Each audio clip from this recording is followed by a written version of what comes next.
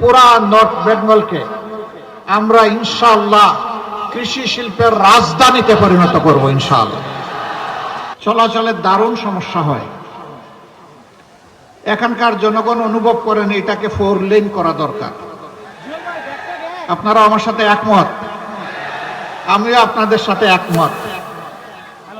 ইনশাআল্লাহ আল্লাহ আমাদেরকে সুযোগ দিলে আমরা তা করব ইনশাআল্লাহ।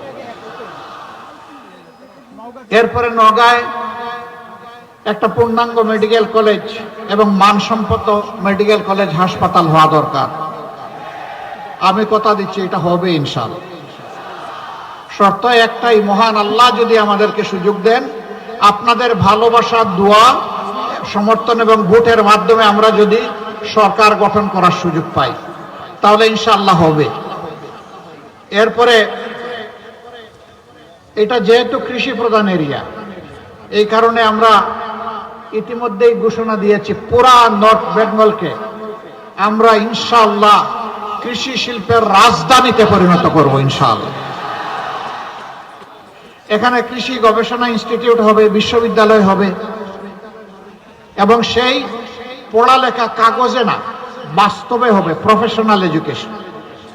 এখান থেকে বের হয়ে দক্ষ জনবল হিসাবে দেশে এবং বিদেশে সম্মানের সাথে তারা দেশ গড়ায় ভূমিকা রাখবে, বিদেশে গিয়ে দেশের জন্য কাজ করবে।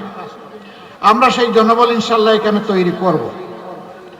এখানে ধান এবং ফল এই দুইটার গবেষণা ইনস্টিটিউট যদি পূর্ণাঙ্গ টেকনিক্যাল ইউনিভার্সিটি বেসড আপন এগ্রিকালচার, কৃষিভিত্তিক বিশ্ববিদ্যালয় যদি এখানে হয় তাহলে ওটা আলাদা লাগবে না, ওটা তারই অংশ হবে এবং গবেষণা ইনস্টিটিউট ওখানে অন্তর্ভুক্ত হয়ে যাবে স্বাভাবিকভাবে, সেটাও ইনশাআল্লাহ হবে। এই এলাকায় বিপুল পরিমাণ আম উৎপাদন হয়, কুল উৎপাদন হয়, এখানে পেয়ারা উৎপাদন হয়, কিন্তু সংরক্ষণের উপযুক্ত ব্যবস্থা না থাকার কারণে কৃষকরা তাড়াহুড়া করে, খামারিরা তাড়াহুড়া করে তারা বিক্রি করতে বাধ্য হন। এতে তারা উপযুক্ত মূল্য পান না, আর বিক্রি না করতে পারলে পচে গলে শেষ হয়ে যায়। এটা সংরক্ষণ না করার কারণে দেশবাসীও সারা বছর এটা খেতে পারে না। আমরা ইনশাআল্লাহ গোটা উত্তরবঙ্গে আপনাদের সাথেই পরামর্শ করে উপযুক্ত জায়গা নির্বাচন করে একটা নয় একাধিক ইনশাআল্লাহ সেই সংরক্ষণাগার আমরা গড়ে তুলব।